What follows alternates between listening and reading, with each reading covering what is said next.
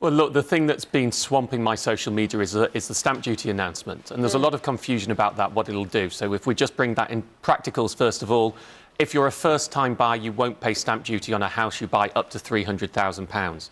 If you bought a house, and not many first-time buyers can afford it, but between 300 and 500,000, you won't pay stamp duty on the first 300,000, which is a saving of £5,000. Buy a house over 500,000 as a first-time buyer, and there's no help. So here are the questions people are asking. What's a first-time buyer? It's really simple. You can never have owned a property in any way, shape, size or form before. If you inherited one, if you part-owned one, you are not a first-time buyer. So somebody who's had a house and then had to give it up, this is not a chance to get back on? No, not even if it was just inheriting a quarter share in one. You're not a first-time buyer. The second thing people say, I'm a first-time buyer, my partner isn't, we're buying together, do we get it?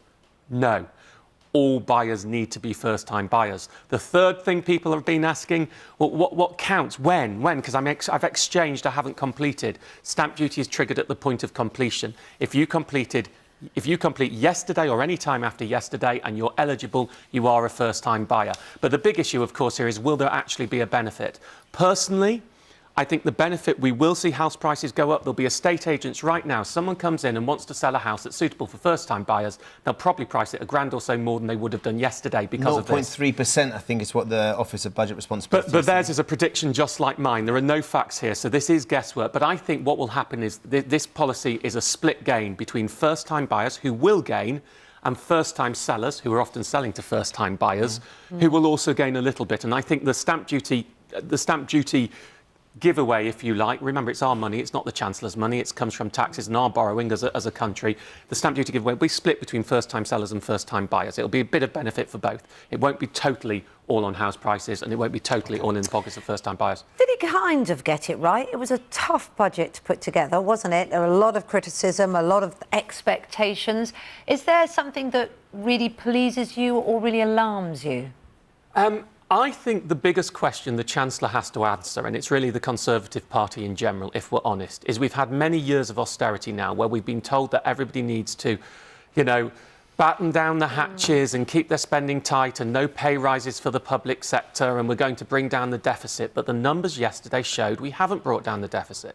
So I think the real question... And it's going to be even longer now, isn't it? So the real question to the Chancellor is, was austerity worth it? Was it just a big mistake? If you're talking to him, that's the question I would put to him. But as for yesterday's budget, I mean, it was a tinkering budget yet again. It's all about this future £44 billion on house buying. Because getting rid of stamp duty, yes, it increases demand. If you increase demand and you don't increase supply, GCSE economics, prices go up. So we've got to increase the supply. But whether that will work or not is a big question. Who'd be a politician, eh? I feel like he has to toe the party line that's clipped to his nasal hair. You know, ouch, because you could see him when you talk about Brexit. We know he wasn't pro-Brexit, and he's put this £3 billion aside because he believes that Brexit is going to be a big problem if we don't get a deal. You can hear the read between the lines of what he said, that he didn't agree with Osborne on the level of austerity that they had, and he's brought it down now, but he can't go back and say that it's different.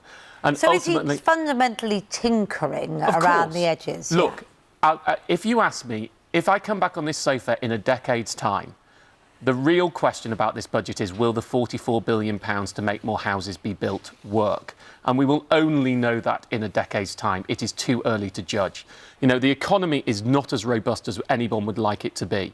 But what he's really trying to do, the change he's trying to make, is a structural change to try and incentivise house building companies to build more houses. He's not building them themselves, the government aren't building them, trying to incentivise others, and we just don't know it would work. The only thing that slightly riled me listening to him, to be honest with you, is it was in a passing phrase. He said tax breaks for families, you know, said it as rote, tax breaks for families. Now, I was watching the budget and analysing it live yesterday.